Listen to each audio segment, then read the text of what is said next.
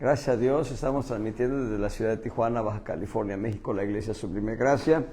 Continuamos con nuestra enseñanza doctrinal en la que estamos hablando de las doctrinas leche.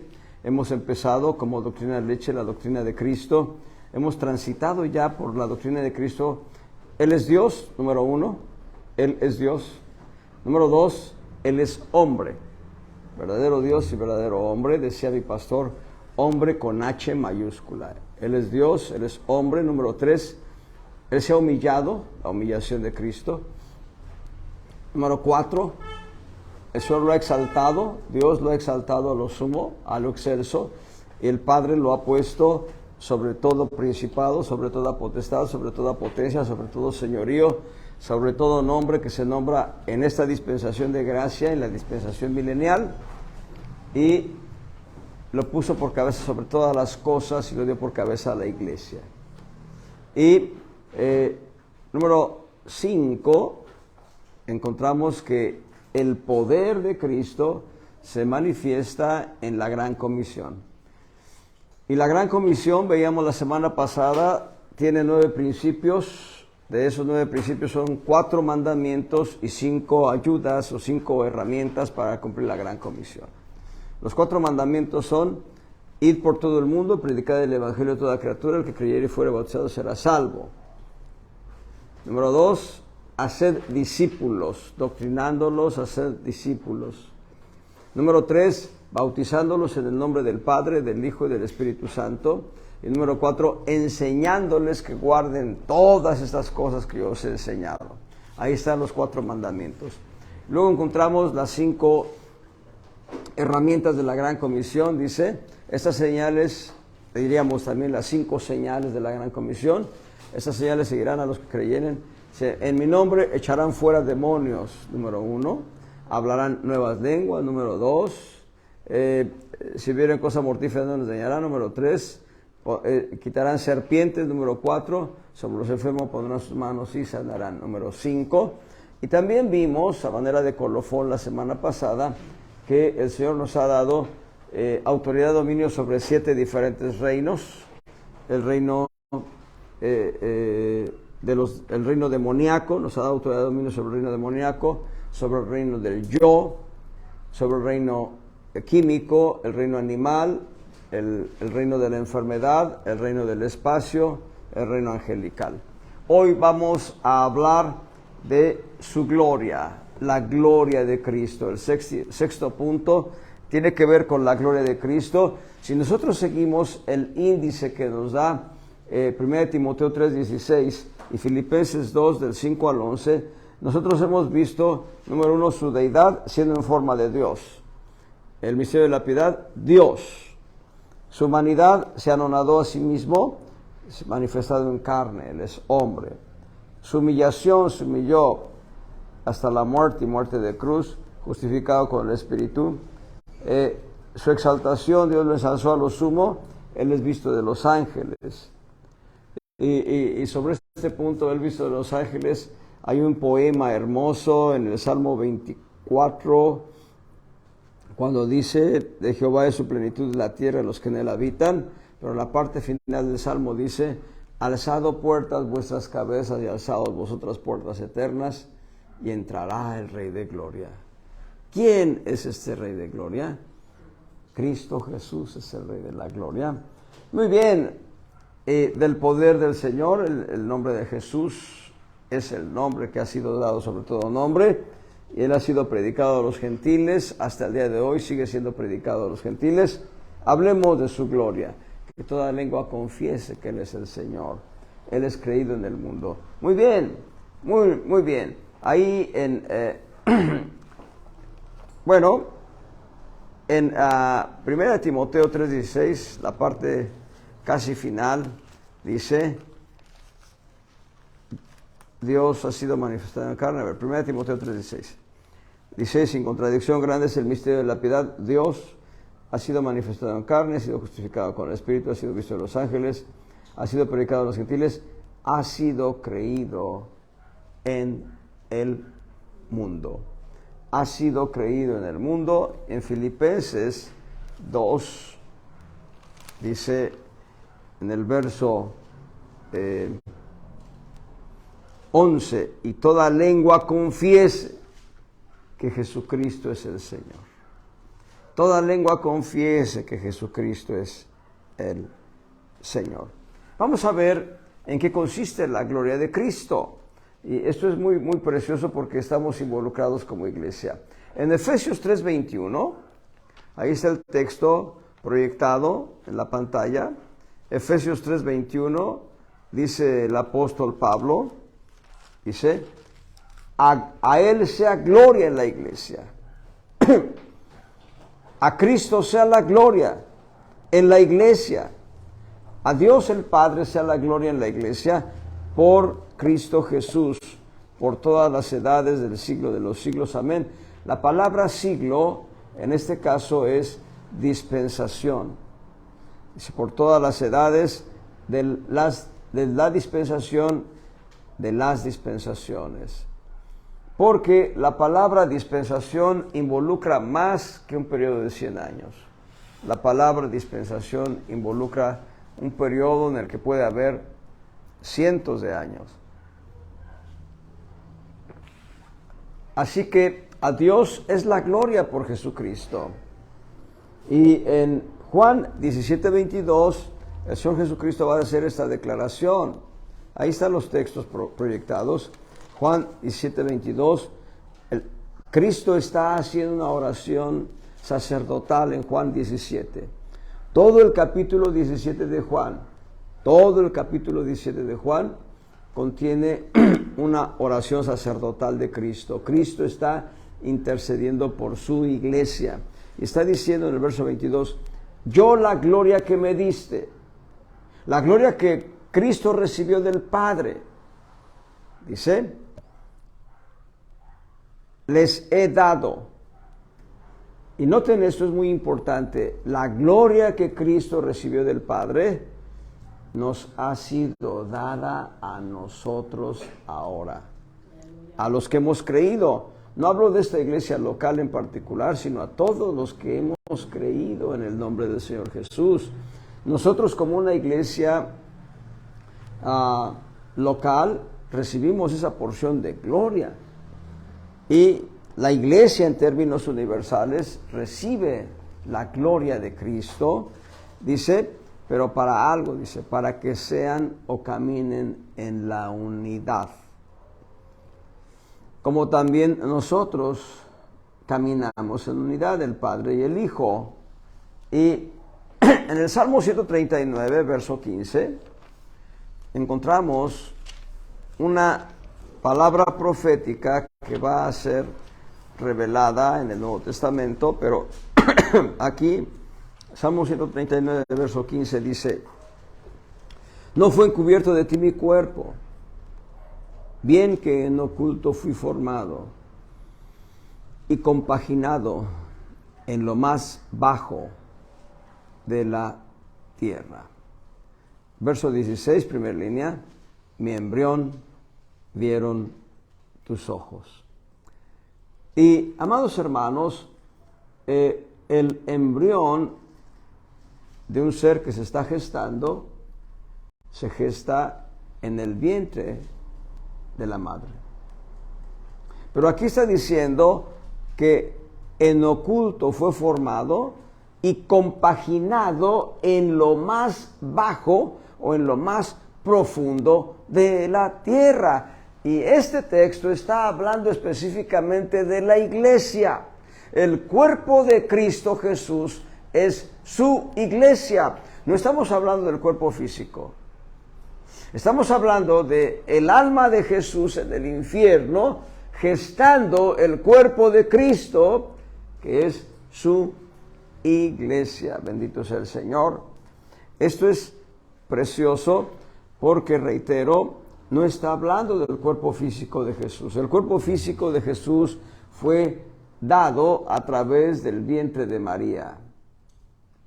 Y nació como un bebé y creció y se desarrolló y finalmente a la edad de como de 30 años inició su ministerio y como a los 33 años y medio cumplió su ministerio yendo a la cruz. Ahí se agota su ministerio profético en esta tierra, y Él va a la cruz y Él muere en la cruz. Y hemos hablado de las diferentes muertes, no una, sino las diferentes muertes del Señor, una muerte natural, una muerte antinatural, una muerte sobrenatural, en fin. Pero lo importante es que su cuerpo físico no es el que está hablando el salmista. Está hablando de su cuerpo espiritual, que es su iglesia. El embrión de Dios en cuanto al cuerpo espiritual de Cristo fue visto por los ojos del Padre en el infierno. Bendito sea el Señor. Así que la iglesia es la gloria de Cristo. La gloria de Cristo es la iglesia. Debo decirles, antes, todavía dentro de la introducción, aunque se proyecte ya el primer punto, pero todavía dentro de la introducción, debo decirles, antes de que el hombre fuese creado, antes de que el hombre fuese formado, con un cuerpo físico de barro, de arcilla, en el corazón de Dios estaba crear todo el universo, para que dentro de todo el universo existiera una galaxia, la Vía Láctea, y dentro de esa galaxia existiera un sistema planetario, el Sol, con sus diferentes planetas, en una concordia, en una armonía total, en un equilibrio correcto y adecuado. Ese equilibrio es lo que nos permite a nosotros estar a la distancia, digo nosotros como humanidad, la humanidad en el planeta Tierra le permite al planeta Tierra estar a la distancia correcta del Sol. En Mercurio, que es el planeta más cercano al Sol, no hay indicios de vida por el intenso calor, las altas temperaturas, ¿sí? Y Marte, que es un país más es un planeta más distante, más lejano, en comparación de la Tierra hacia el Sol, Marte está más lejano. Es un planeta en el frío es intenso, y el planeta Tierra está a la distancia adecuada, a la distancia correcta del Sol. Y aun cuando los astrónomos dicen que en tal galaxia hay un planeta parecido a este, y en tal otra galaxia hay otro planeta parecido a este es el único planeta donde Dios permitió la vida. Hay quienes afirman que en Marte hay indicios de vida, pero vida microscópica, por favor, en cuanto a la presencia de agua. Hay perdón, no quiero tocar estos temas, pero lo voy a tocar ahorita. Yo era un aficionado a la lectura cuando estaba terminando mi carrera, y era un aficionado a la lectura de ciencia ficción, así que yo leí, entre otros escritores, a Isaac Asimov y a Ray Bradbury, autores de ciencia ficción. Uno de ellos escribe un relato interesante que, por ser ficción, solamente lo menciono para efectos de que entiendan la mente del ser humano. Él dice, en uno de estos autores, en uno de sus libros, dice que alguien viajaba en una nave espacial y que llegaba a un planeta y no lo alcanzaba. Y cuando dice que no lo alcanzaba, se refiere a Cristo. En otras palabras, está diciendo que en cada planeta Cristo tenía que redimir a cada seres vivos que están ahí. Eso es una locura. Imagínense, morir tantas veces por cada grupo de gente, de seres vivientes que estuvieran en cada planeta. El único planeta que tiene vida es este planeta, el planeta Tierra. Toda manifestación de vida extraterrestre es en razón de ángeles caídos, a saber, demonios, o ángeles que están al servicio de Dios y al servicio de la iglesia. Nada más, no le busquen. Bueno, como iglesia nosotros lo entendemos. no le busquen a aquellos que están pensando en otro tipo de situaciones. Regreso al punto. Dios creó todo el cosmos, todo el universo, para instalar en un lugar de habitación en el planeta Tierra a el hombre. Y Dios dejó de crear galaxias. Dios dejó de crear planetas. Dios dejó de crear todo lo que el cosmos tiene. Porque a partir de la caída del hombre en el pecado, registrado en Génesis 3, a partir de ahí, la obra en la que trabaja Dios es la iglesia gloriosa. Voy a decirlo de esta manera. La obra cumbre de la creación en las manos de Dios, la obra cumbre de la creación en las manos de Dios es el ser humano. Génesis capítulo 1. Génesis capítulo 1.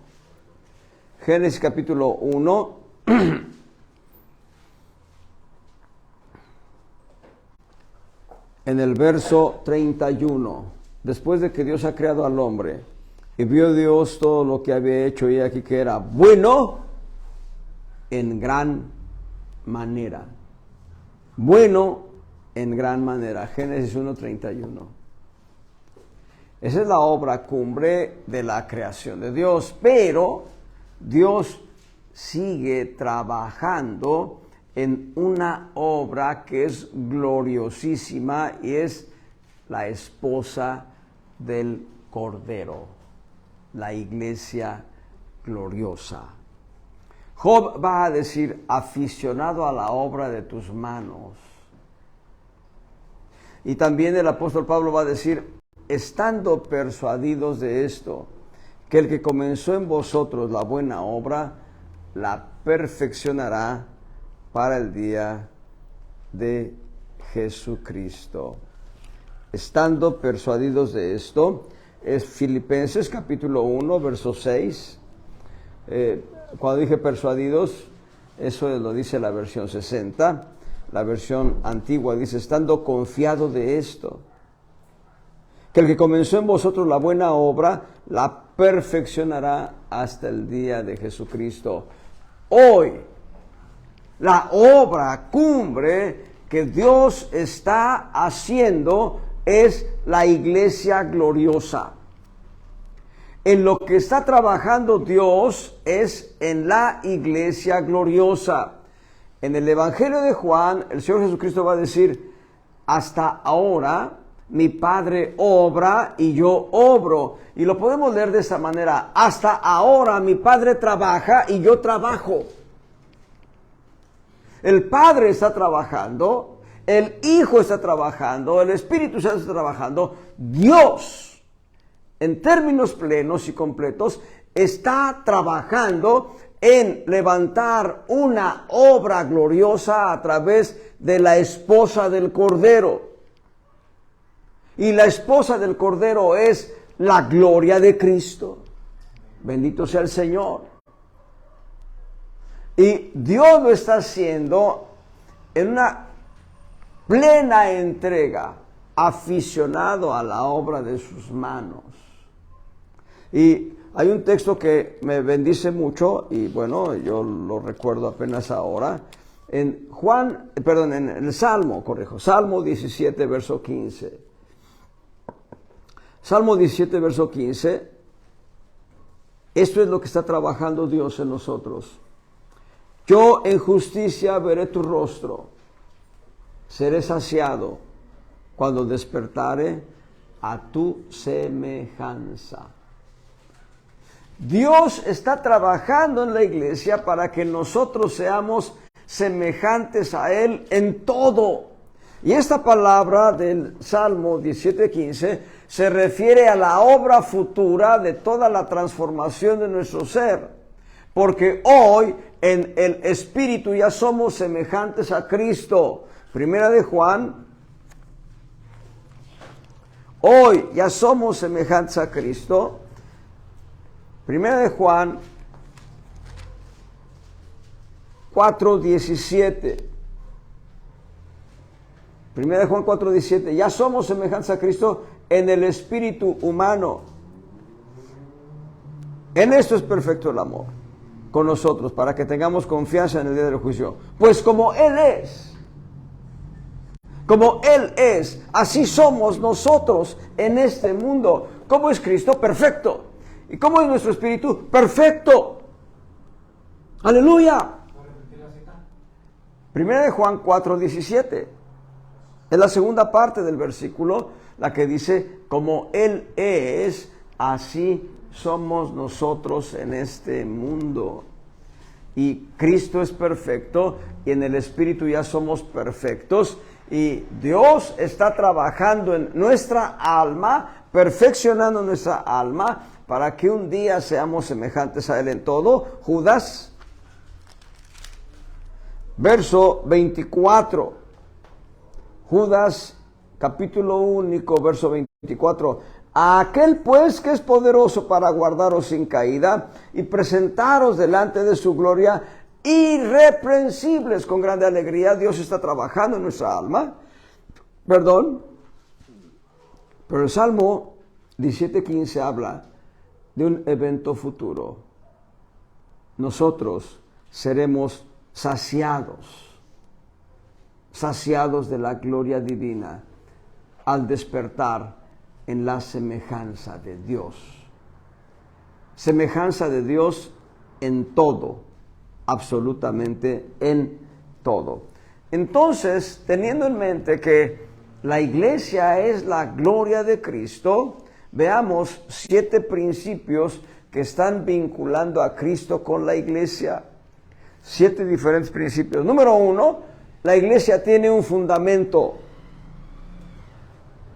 La iglesia tiene un fundamento. 1 Corintios 3:11.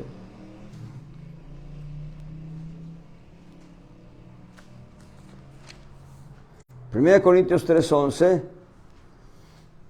Porque nadie puede poner otro fundamento que el que está puesto, el cual es Jesucristo.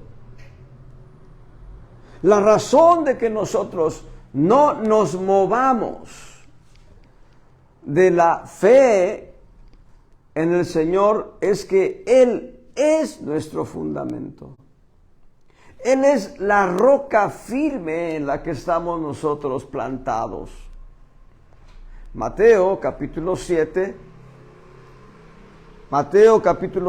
verso 24. Mateo 7:24. Cualquiera pues que me oye estas palabras y las hace, le compararé a un hombre prudente que edificó su casa sobre la peña. Verso 25. Y descendió lluvia, y vinieron ríos, y soplaron vientos, y combatieron aquella casa, y no cayó, porque estaba fundada sobre la peña, la cual es Cristo. Bendito sea el Señor. La roca de la eternidad es Cristo. La piedra del ángulo es Cristo. El fundamento de la iglesia es Cristo. El cimiento. Y bueno, nosotros podemos ver en Primera de Pedro, capítulo 5, verso 10, una verdad profunda. Mas el Dios de toda gracia, Primera de Pedro 5:10, mas el Dios de toda gracia, que nos ha llamado a su gloria eterna por Jesucristo, después que hubierais un poco de tiempo padecido, Él mismo os perfeccione, confirme, corrobore y establezca. Y si mal no recuerdo, la palabra confirme debe ser fundamente. Pero en esas 4 voces está una voz que es temelios, en griego. Temelios, T-H-E-M-E-L-I-O-S. Temelios significa poner un fundamento profundo. El fundamento profundo de la iglesia es Jesucristo. Gloria al Señor. Número 2. La iglesia tiene una función. Y esta función es darle gloria a Él. Como dice el canto, en la iglesia la gloria es para Él. Y si nosotros escribiéramos en lugar de Él a Jesús, podríamos decirlo, en la iglesia la gloria es a Jesús. Y si pusiéramos en lugar de Él o en lugar de Dios, en lugar de Jesús pusiéramos Dios, en la iglesia la gloria es para Dios. La iglesia ha sido constituida para darle gloria a Dios. Hoy en día, la única institución que le da gloria a Dios es la iglesia. Nadie le da gloria a Dios. La gente se sigue yendo hacia sus corrientes de este mundo y solo cuando son rescatados por el Señor voltean y dicen gloria a Dios. Efesios 3:21. Efesios 3:21. Gloria al Señor. Dice: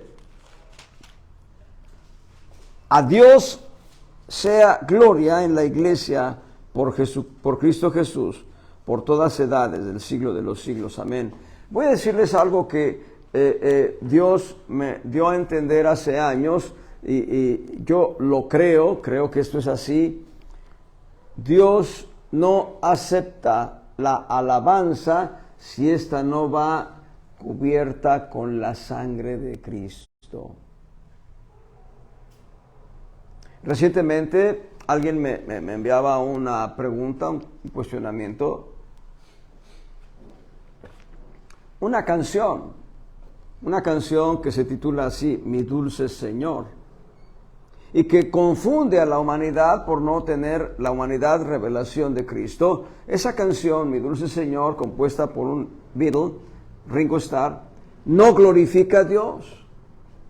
Contiene una mezcla, contiene una combinación de alabanzas demoníacas. Cuando dice Hare Krishna, no es para Dios, aunque le llame Mi Dulce Señor.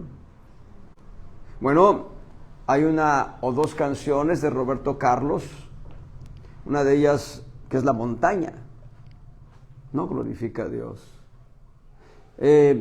Otra canción de Roberto Carlos que es algo así, Tú eres mi amigo del alma, algo así. Y desgraciadamente hace ya más de 40 años, yo creo que como unos, vamos a decirlo así, como unos 48, 47 años, yo estuve en Tijuana. Me invitaron a un recital cristiano.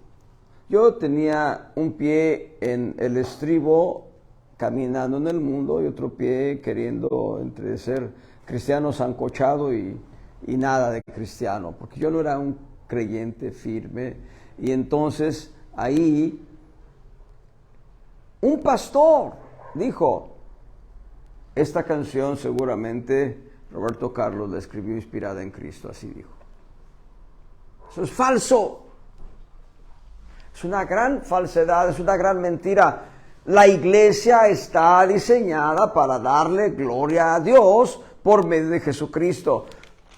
En Efesios capítulo 1 encontramos 3 veces el llamamiento para ser alabanza de la gloria, de la gracia de Dios. 3 veces en Efesios 1, en el verso 5 y 6, primera ocasión.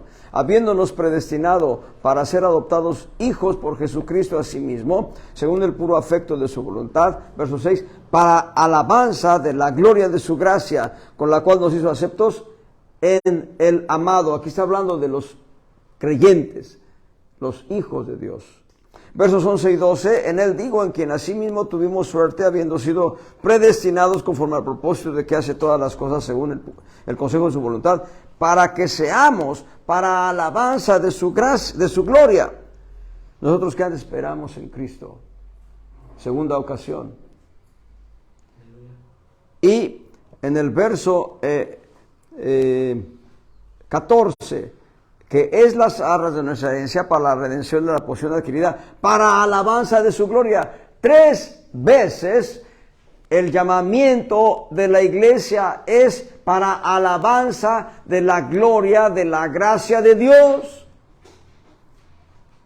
Cualquier otro tipo de intento de alabar a Dios ajeno a aquello que lleva el sello de Cristo no sirve. No sirve. Literalmente no sirve. Cualquier intento de alabanza a Dios que no tenga el sello de Cristo no sirve.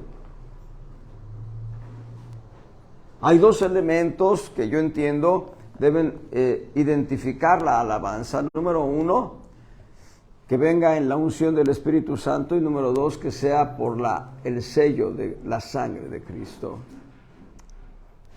Una ocasión yo escuché a un apóstol decir, y lo dijo con total frialdad y con tal afirmación que de veras impacta. Lo dijo así: Dios no busca nuestros cantitos. Eso es fuerte. Eso es muy fuerte. No estoy diciendo que no alabemos, que quede claro. Debemos alabar a Dios como lo hacemos. Y Dios nos va a llevar siempre a mejores niveles, pero lo estamos haciendo bien. Pero lo que está diciendo Él, en el sentido real de su crítica, es que si la alabanza no lleva el sello de Cristo, no sirve. Y nosotros sabemos que la alabanza es la manera de exaltar lo que Dios es, lo que Dios tiene y lo que Dios hace. Cuando decimos que Él es santo, que Él es glorioso, que Él es sublime, que Él es todopoderoso, que Él es eterno, y podemos así ir calificando todos los atributos de nuestro Dios, estamos glorificándole. Acuérdense que los cantos en el culto pueden ser invitaciones a la alabanza, pueden ser acciones de gracias y pueden ser cánticos de alabanza. Cuán importante es que exaltemos al Señor por lo que Él es, tiene y hace. Bendito sea el Señor, y para eso es la iglesia. Así que realmente no era mi intención desanimarlos, sino mi intención es animarles a que continuemos alabando al Señor en la manera que lo venimos haciendo. Y Dios siempre nos va a llevar a niveles mayores para glorificarle a Él. Porque, escuchen bien, Salmo 22, verso 22. Salmo 22, verso 22. Anunciaré tu nombre a mis hermanos. En medio de la congregación te alabaré.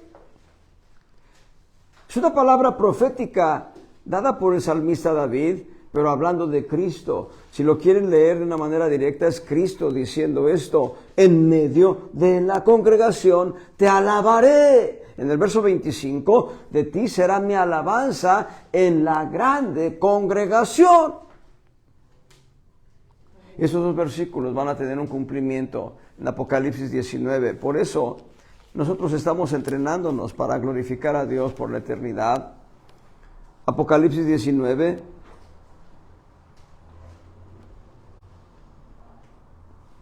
Verso 1.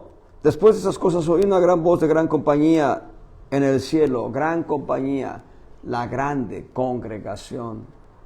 La congregación de todos los fieles, desde los primeros creyentes hasta los últimos. La grande congregación, como alguien dijo, desde Adán y Eva, porque ellos fueron redimidos finalmente, hasta el último cristiano que llegue a poblar esta tierra durante el milenio. La grande congregación en la que estaremos nosotros. Y no nos vamos a estar apretando unos a otros, habrá espacio suficiente. Y si estamos en el trono, gloria al Señor, mejor. Dios está preparándonos para ir al trono. Y lo que está diciendo el Salmo 19, después de esas cosas oí una gran voz de grande compañía en el cielo que decía: ¡Aleluya! Salvación y honra y gloria y potencia al Señor Dios nuestro. Esto lo dice la iglesia completa. Y en el verso 3, y otra vez dijeron: ¡Aleluya! Verso 4, y los 24 ancianos y los 4 animales se postraron en tierra y adoraron a Dios que estaba sentado sobre el trono, diciendo, amén, aleluya. En este capítulo 19 de Apocalipsis hay 4 aleluyas. Llevamos 3. El cuarto aleluya está en el verso 6. Y oí, bueno, antes del verso 6, el verso 5, salió una voz del trono. ¿De dónde salió la voz? ¿Quién está en el trono? Amén. Cristo está en el trono. ¿Y qué dice la voz del trono? Glorificad a nuestro Dios todos sus siervos y los que le teméis, así pequeños como grandes. Verso 6, y oí como la voz de una gran compañía. ¿Recuerdan lo que dice el Salmo 22? De ti será mi alabanza en la grande congregación. Dice, y como el ruido de muchas aguas, y como la voz de grandes truenos que decía, ¡aleluya! Porque el Señor nuestro Dios Todopoderoso reina. Gocémonos y alegrémonos y démosle gloria. La función de la iglesia es glorificar a Dios. La función de la iglesia es exaltar a Dios por medio de Jesucristo. La iglesia tiene una estructura. Número 3. La iglesia tiene una estructura. Efesios 4:11. Efesios 4:11. Y Cristo mismo dio unos ciertamente apóstoles, y otros profetas, y otros evangelistas, y otros pastores, y doctores o maestros para la perfección de los santos. Los 5 ministerios son ordenados por Dios y no por el hombre. Los 5 ministerios son ordenados por Dios y ellos le dan estructura y firmeza a la iglesia. Esto que voy a decirles puede sonar un poco jocoso, espero que no se rían, pero escuchen bien. Una vaca sin esqueleto es una hamburguesa. El esqueleto le da estructura a la vaca. Bueno, la iglesia tiene una estructura. Y esa estructura son los 5 ministerios. Apóstoles, profetas, evangelistas, pastores y maestros. Y cada uno de ellos cumple una función específica dentro de la iglesia.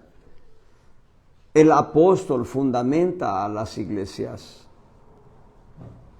El apóstol fundamenta a las iglesias. El profeta da palabras predictivas, directivas y creativas. Palabras predictivas, directivas y creativas para edificación, consolación y exhortación. Eso es lo que hacen los profetas. Los profetas deben venir a consolar a la iglesia cuando la iglesia está en una crisis, cuando la iglesia está apesadumbrada, cuando la iglesia está siendo oprimida, cuando la iglesia está siendo perseguida. Los profetas deben cumplir una labor consoladora. Y los evangelistas traen las almas perdidas a Cristo. El púlpito de los evangelistas, decía mi pastor, el púlpito de los evangelistas son las 4 esquinas de la calle. O como dice el hermano Joel, no recuerdo cómo lo dijo, pero él dice algo así que calles, callejones, ¿cómo dijo? Calles, banquetas y callejones, algo así dijo. Ese es el púlpito de los evangelistas. Predicarle a las gentes que no tienen a Cristo. El maestro, el pastor debe preparar a la novia para la boda. Eso hace el pastor. El pastor tiene como meta preparar a la novia de Jesucristo para las bodas del Cordero. Y el maestro debe profundizar. El maestro debe profundizar en la doctrina apostólica al detalle. Al detalle. Viene el apóstol y deja semillas. ¡Shum! El maestro tiene que tomar las semillas, machacarlas, hacerlas flor de harina, amasarlas con el agua de la palabra, hornearlas y presentar el pan agradable al paladar de las ovejas. El maestro debe profundizar en la doctrina apostólica al detalle. El maestro no debe apartarse de la doctrina apostólica. Bendito sea el Señor. Así que la estructura son los 5 ministerios. Hay un detalle más. El fundamento es Cristo, el fundamento de la iglesia es Cristo, pero quienes coadyuvan en el fundamento de la iglesia son apóstoles y profetas.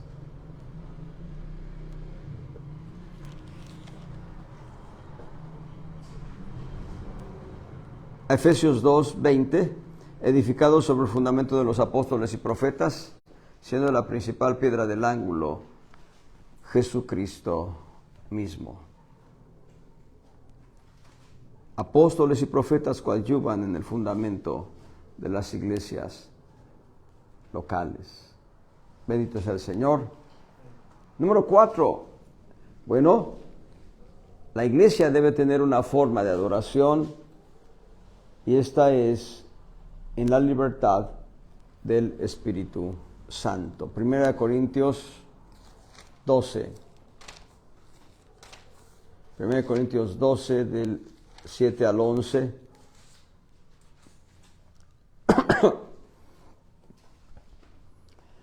Dice 1 Corintios 12, 7 al 11, pero a cada uno les da la manifestación del Espíritu para provecho, porque a la verdad a este es dada por el Espíritu palabra de sabiduría, 1, y a otro palabra de ciencia, 2, según el mismo Espíritu, y a otro fe, 3, por el mismo Espíritu, y a otro dones de sanidades, 4, por el mismo Espíritu, verso 10, y a otro operaciones de milagros, 5, y a otro, profecía, 6, y a otro discreción de espíritus, 7, y a otro géneros de lenguas, 8, y a otro interpretación de lenguas, 9.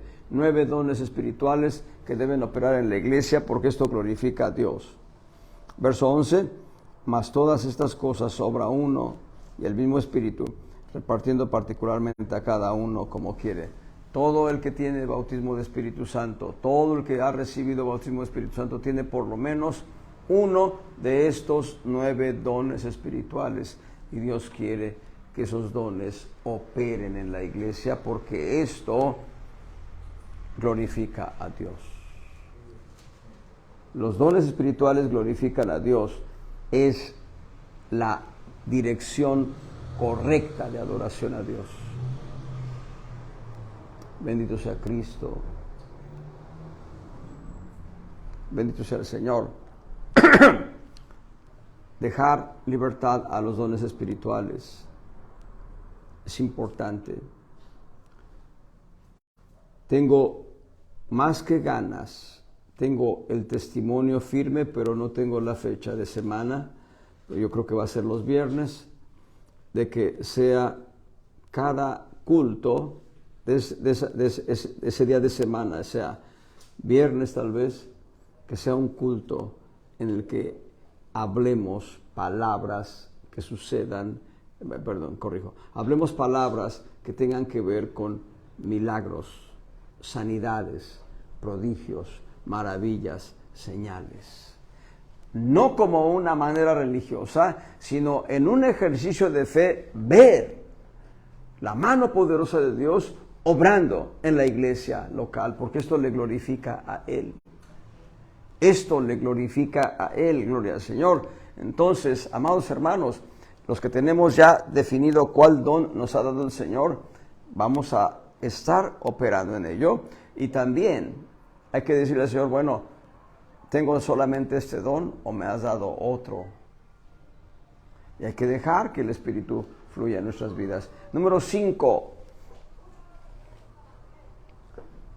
la comunión de la iglesia, Romanos 12:5. La comunión de la iglesia. En Romanos 12, verso 5. Así que muchos somos un cuerpo en Cristo, pero todos miembros los unos de los otros. 1 Corintios 12, del 12 al 27, no voy a leerlo, pero ahí se habla de la alegoría en donde el cuerpo se compone de diferentes miembros, y si el oído dice, si la oreja dice, porque no soy ojo, no soy del cuerpo, por eso no será del cuerpo. Si el ojo dice, porque no soy oreja, no soy del cuerpo, por eso no será del cuerpo. Todos somos miembros en parte, pero en conjunto somos el cuerpo de Cristo. Y esto es importante, porque esto nos habla de una comunión total a nivel mundial. Cuán importante es reconocer a aquel que es de Cristo, saludarle, aunque no esté en la iglesia local donde yo asisto. Saludarle, convivir con él y en toda la comunión que Dios nos imparta, disfrutarla. Había un varón en un banco en Estados Unidos. Tenía su Biblia abierta porque estaba esperando que lo atendieran y estaba leyendo la Biblia. Y pasó por ahí un pastor y le dijo, qué bueno, qué bueno. Estaba una familia comiendo en un restaurante en Estados Unidos y entonces, por alguna circunstancia, el varón pasó cerca de un ministro de color. Y entonces, por alguna circunstancia, se identificaron. Y el ministro de color le dijo a aquel varón, dijo, ¿eres pastor? Y él dice, no lo soy. En realidad, sí hay un grupo que estamos atendiendo, pero no soy pastor. El varón de color le dijo, entonces eres pastor. Y no estaban identificados en cuanto a la asamblea, no estaban identificados en cuanto a un tipo de doctrina, no estaban identificados por la forma de vestir, ni en el color de piel, simplemente estaban identificados por el ejercicio de la fe en Cristo. El lugar donde realmente pueden convivir ricos y pobres, el lugar donde realmente pueden convivir de la realeza y de la no realeza, el lugar donde pueden convivir pobres y ricos y de todo tipo de gente, es la iglesia. Ahora, no caigamos en el pecado de Corinto. Los corintios que tenían dinero llevaban su cena especial para la mesa del Señor, llevaban cena antes. Pablo les exhorta, dicen, cenen en sus casas. A la mesa del Señor, vengan a la mesa del Señor nada más. El lugar donde podemos convivir todos, de todos los estratos sociales, de todo tipo de preparación, los universitarios, no los universitarios, etcétera, es la iglesia. Y el amor de Cristo nos obliga, y el amor de Cristo nos lleva a vertirnos o a vaciarnos en amor hacia los demás. No importa ningún estrato. Todos somos iguales delante de Dios en Cristo Jesús. El apóstol Pablo lo va a decir en las epístolas, creo que es la epístola a los Gálatas, cuando dice, ya no hay esclavo ni libre. Ya no hay varón ni mujer. Todos somos uno en Cristo. Bendito sea el Señor. Entonces, nosotros en Cristo somos. En Gálatas capítulo 3, verso 28. Gálatas 3, 28.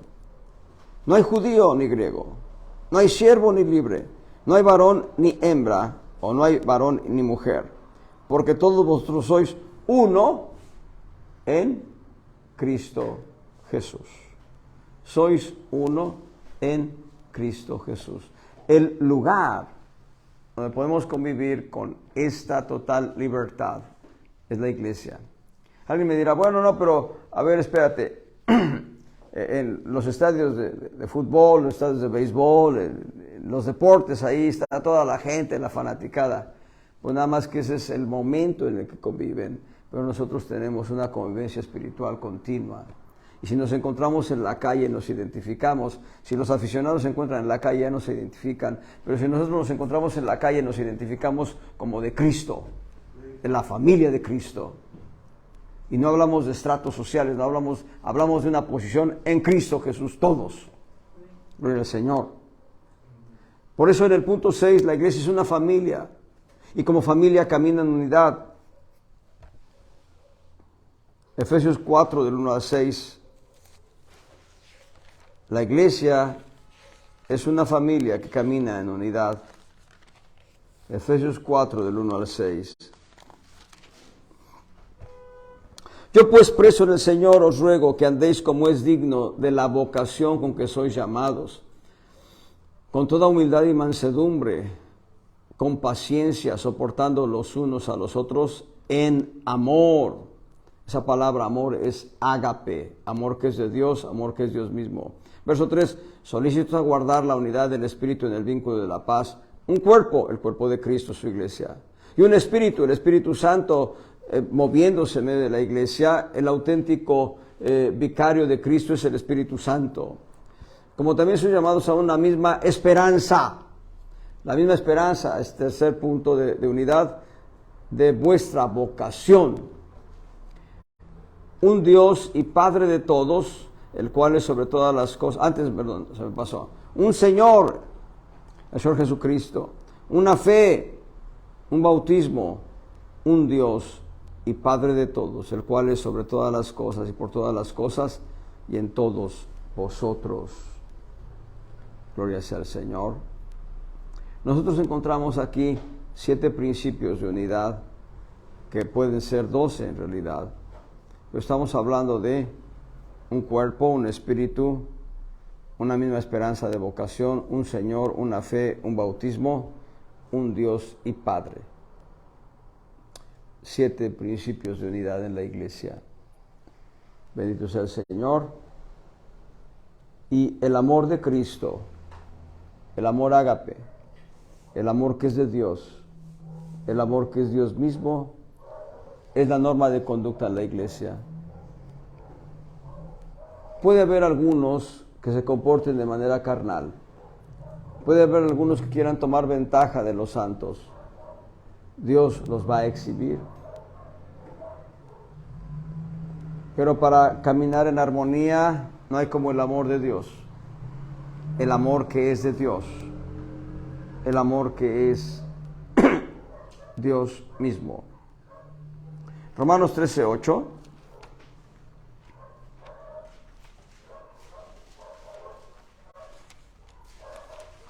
Romanos 13:8. No debáis a nadie nada, sino amaros con amor ágape unos a otros, porque el que ama con amor ágape al prójimo cumplió la ley. Amarnos con amor ágape. Amor que es de Dios, amor que es Dios mismo. Juan 13:34. Juan 13:34. Un mandamiento nuevo os doy. Un mandamiento nuevo os doy, que os améis los unos a los otros como yo os he amado. Hay algo interesante. Este mandamiento que está en Juan 13:34 se va a multiplicar en textos bíblicos del Nuevo Testamento, y el hecho o la exhortación del Señor a que nos amemos unos a otros con amor ágape, vamos a encontrarla más de 17 veces en el Nuevo Testamento. Y yo estoy insistiendo en la palabra amor ágape para que no se confunda con la expresión del amor fileos, que es un amor mezquino y egoísta en ciertas ocasiones, y mucho menos con el amor corporal. No debemos confundirlo. En algunas ocasiones, en algunas iglesias, alguien se acerca Y le dice un varón le dice a un hermano, te amo. Y el otro contesta, te amo en el amor de Cristo, como prejuzgando la expresión de te amo. Bien, entonces digamos, te amo con amor ágape. Te amo con amor que es de Dios y que es Dios mismo. El Cristo que mora en mí te ama. Dios que derramó su amor dentro de mí está amándote a través de mí. No soy yo, si quieren verlo de esa manera. Y reitero, amor ágape, el amor que está por encima de todo tipo de circunstancias y por todo tipo de concupiscencias, para no confundirlo. Y en 1 de Juan 3:11, 1 de Juan capítulo 3, verso 11, porque este es el mensaje que habéis oído desde el principio, que nos amemos unos a otros. Esa palabra amemos es amor ágape. Verso 23, 1 Juan 3, 23, y este es su mandamiento, que creamos en el nombre de su Hijo Jesucristo y nos amemos unos a otros como nos lo ha mandado. Amemos con amor ágape, un amor sacrificial. En esto consiste el amor. Cristo nos amó y se entregó a sí mismo por nosotros. Ese tipo de amor en que nosotros debemos respetar la condición de cada creyente al amarle con amor ágape. Gloria al Señor. 1 de Juan 4, 7 y 8. Carísimos, amémonos unos a otros porque el amor es de Dios. Cualquiera que ama es nacido de Dios y conoce a Dios. El que no ama, a Dios no conoce, porque Dios es amor. Verso 11. Amados, si Dios así nos ha amado, debemos también nosotros amarnos unos a otros. Si Dios así nos ha amado, ¿cómo nos amó? Entregando lo que más amaba a su Hijo Jesucristo. Entonces nosotros debemos amar con ese amor de Dios. 20:21. Si alguno dice yo amo a Dios y aborrece a su hermano, es mentiroso. Oh, qué palabra tan más fuerte. Porque el que no ama a su hermano, al cual ha visto, ¿cómo puede amar a Dios a quien no ha visto? Y nosotros tenemos este mandamiento de él, que el que ama a Dios, ame también a su hermano. Bendito sea Cristo. Y 2 de Juan 5, verso 5. Y ahora te ruego, Señora, no como escribiéndote un nuevo mandamiento, sino aquel que nosotros hemos tenido desde el principio, que nos amemos unos a otros. Esa palabra que nos amemos es con amor ágape. Se los he dicho,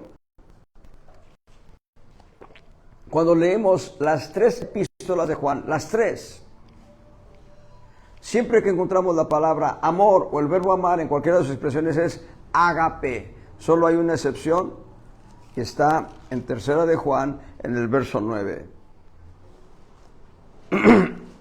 Yo he escrito a la iglesia, pero Diótrefes, que ama tener el primado entre ellos, no nos recibe. Esa palabra ama es fileo. Eso muestra que el amor filial o el amor Filadelfia llega a ser mezquino y egoísta. Llega a serlo, no siempre. Tengamos cuidado. Y número 7, ¿cuál es el futuro de la iglesia? Ser la esposa del Cordero. A eso somos llamados, a ser la esposa del Cordero. Requerimos de preparación, la preparación correcta y adecuada. Perdón, en Efesios 5, 25 al 27,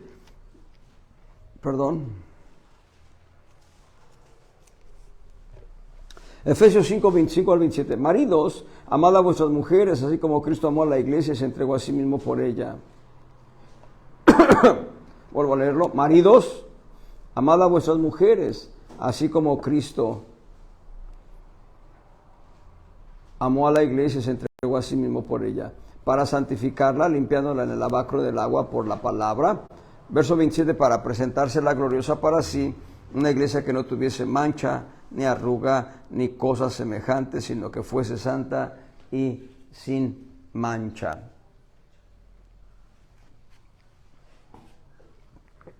A propósito de este texto, hace años, hace ya bastantes años, platicaba yo con un varón, un hermano en Cristo,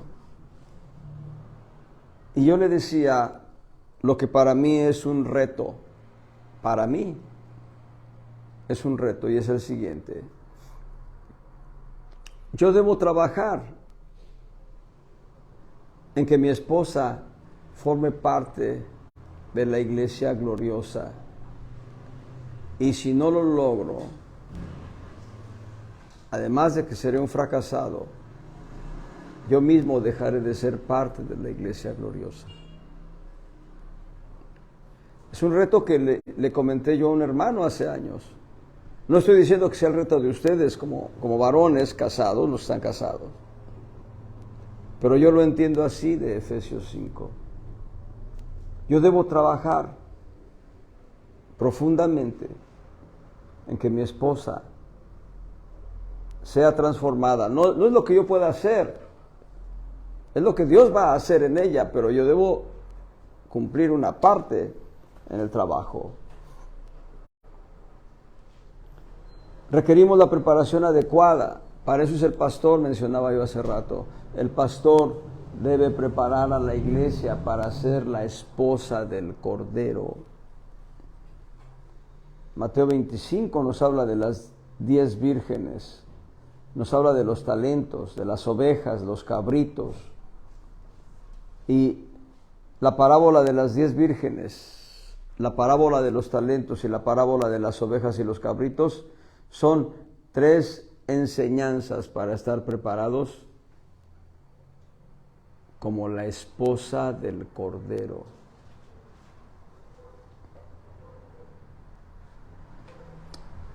Bendito sea el Señor.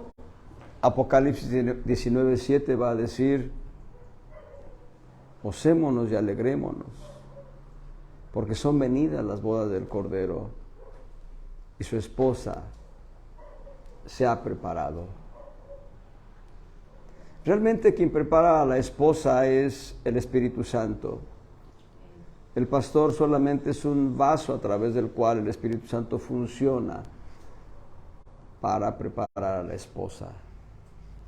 Es el Espíritu Santo quien está trabajando en la iglesia, en términos universales, en las iglesias locales, en términos puntuales, específicos, a través de los pastores, pero es el Espíritu Santo el que va a traer a la iglesia gloriosa delante de Cristo.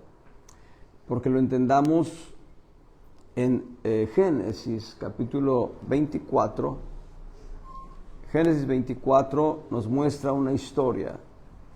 Voy a resumirla, son muchos versículos, pero voy a resumirla. Abraham compromete a Eliezer para que vaya a Ur de los Caldeos y traiga una mujer que venga a ser la esposa de Isaac. En realidad vemos aquí 4 personajes. Abraham, prefigura del padre. Eliezer, la palabra Eliezer y Eleazar son sinónimos, significa ayuda de Dios. Eliezer significa ayuda de Dios.